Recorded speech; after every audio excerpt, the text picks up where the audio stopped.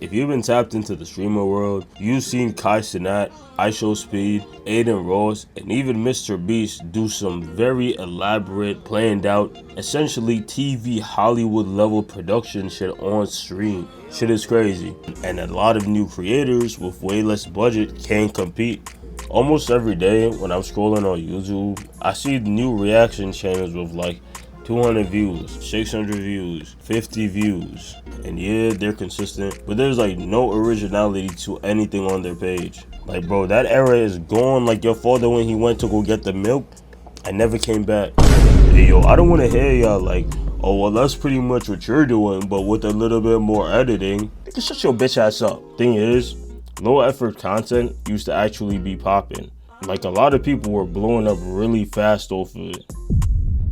But that all changed because of one event. But before we get into that, y'all already know what time it is. Shot o'clock.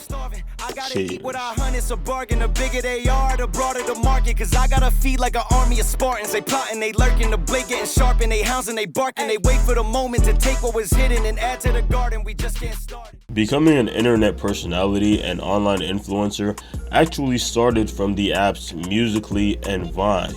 That's where creators like Cody Ko, King Batch, Long Beach Griffey, and Caleb City started from. Hello? Speak, bitch! Well, that's what you get for trying other people's vapes at school. That's why we got you your own vape, alright, Christopher? The hardest thing back then was like maybe writing the script, recording the actual video, and then cutting it up into where it would be 30 seconds of funny content. But then Vine went down and YouTube was pretty much the only thing left. And that's when we started to see the Logan Pauls, the Rice Gums, the Mr. Beasts, and the Cody Ko's start a wave of new individuals who would be essentially creating a series with a storyline and a universe surrounding them and their friends.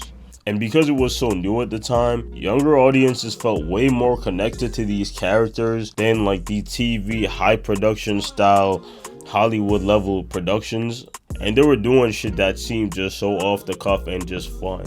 Building communities was the easiest it had ever been at this point, and the people who noticed this early now have channels with over 1 million subscribers, family channels, couple channels, and especially prank channels. This was the era where watching YouTube was at its peak popularity, and if you were posting consistent content, you was running up the bag. Having a lot of people invested into you and your life and just waiting on the edge of their seats for that notification to pop that you just posted. Bro, I remember sitting in the high school library watching the cheesy pickup lines videos, stepping on people's Jordans in the hood pranks, crying, laughing my ass off, gang. But something none of these content creators could ever see coming that would change the landscape of content creation forever was the adpocalypse. So from 2017 going into 2019, a lot of these big creators noticed that they were getting paid a lot less. And I really do believe that was because of the influx of new creators coming into the space inspired by those big creators. Like, a lot of people would see YouTubers change their life and make crazy amounts of money and be like, yo, hold on, I think I could do that too. Like, so all I gotta do is pretty much just post me and my friends doing bullshit, hanging out, nigga, maybe drinking some beers, and we could make some bread. It just seemed like the most logical decision, which brought a wave of young kids making YouTube channels and trying to make videos. But that obviously came with a lot of bullshit, like walk home with me after school, crazy video game clip.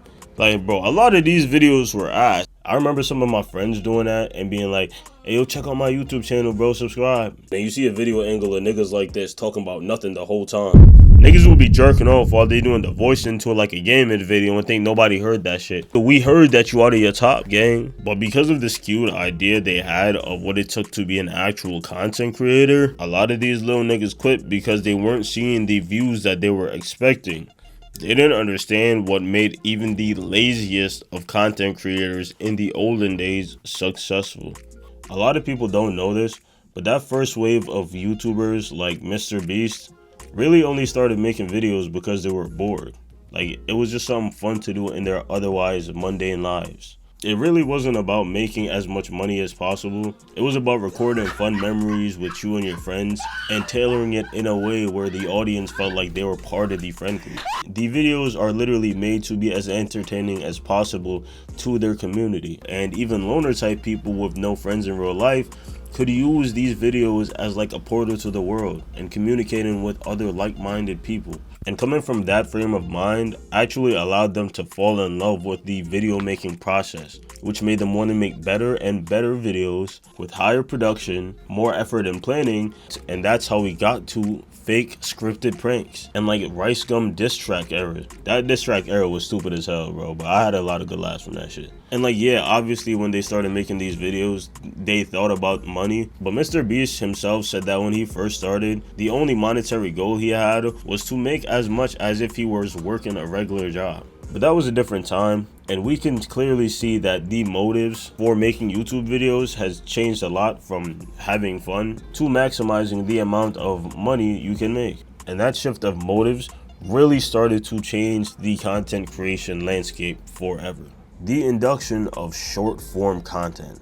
With the rise of Instagram Reels, YouTube Shorts, and TikTok especially, capturing people's attention as fast as possible and keeping their attention for as long as possible became the new meta. Because attention spans are getting so much shorter, you have to do a lot more initially to get the attention of an audience. And yes, this influx of new creators is like the other cycles where, because a lot of new YouTubers and streamers will quit because they get discouraged seeing how saturated these spaces right now. But the reason this cycle is so different than all the other influx cycles is because with all of these AI channels and IRL streamers like Clavicular doing wild shit on stream, it's almost impossible to build a name for yourself from scratch without doing some crazy shit yourself. I might be exaggerating a little bit there, but if you're just sitting reacting to videos other people create, how can you compete with this crazy high budget, high energy, freaked out streams that a lot of these big creators like Rakai are doing?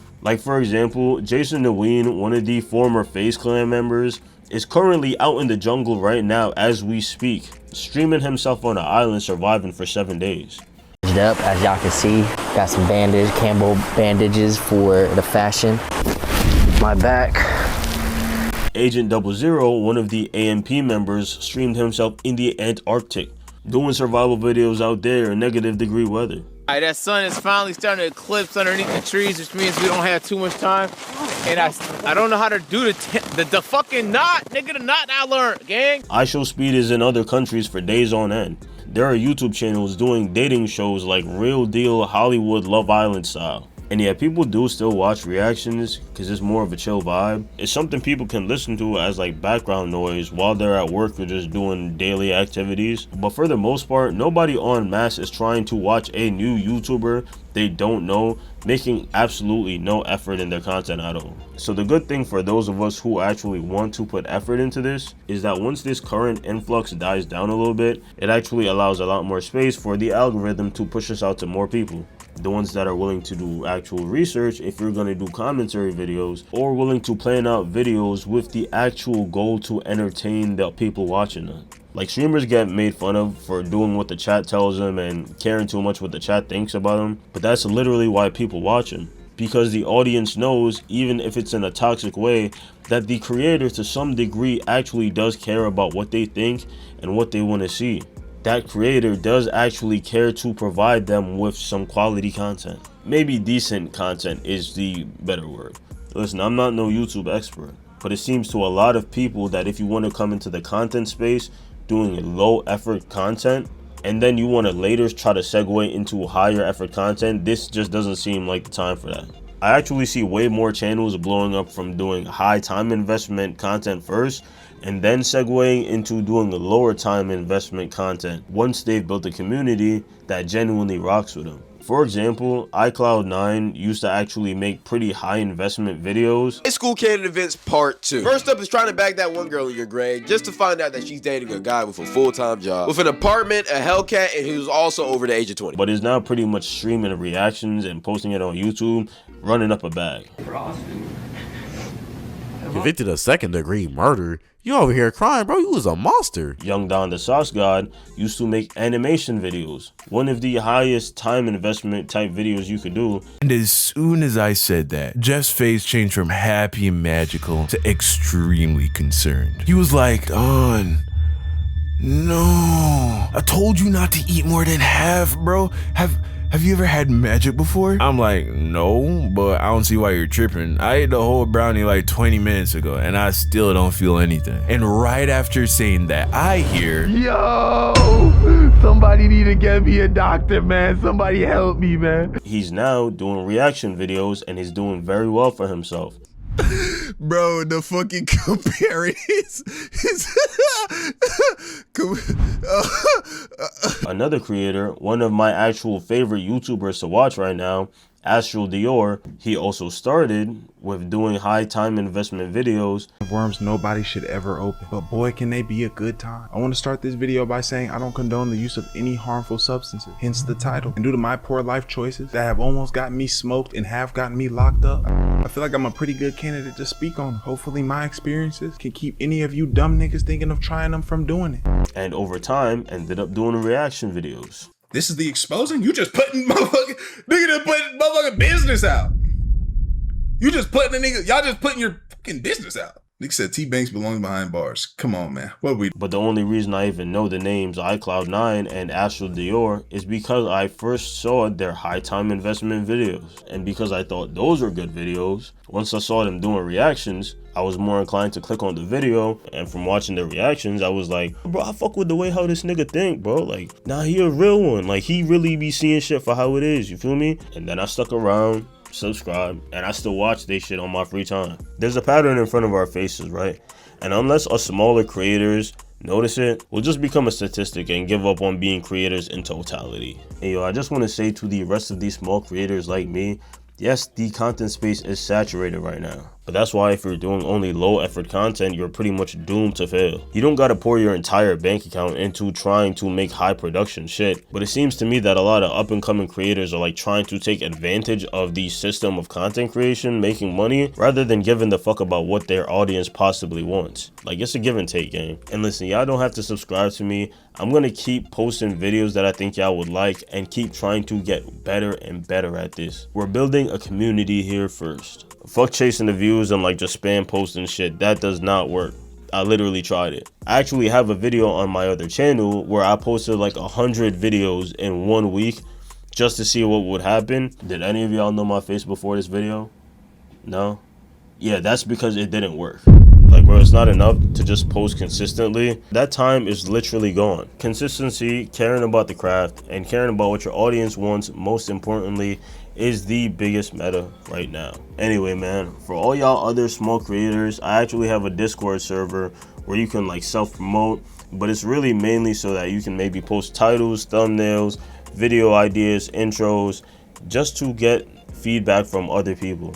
Bro, it's free. We're all trying to chase this dream, and honestly, bro, it's way easier if we do it together than try to do this shit on our own. So tap in with that. Link will be in the description, but y'all already know what to do. So Syndicate, I'm gonna see y'all in the next one.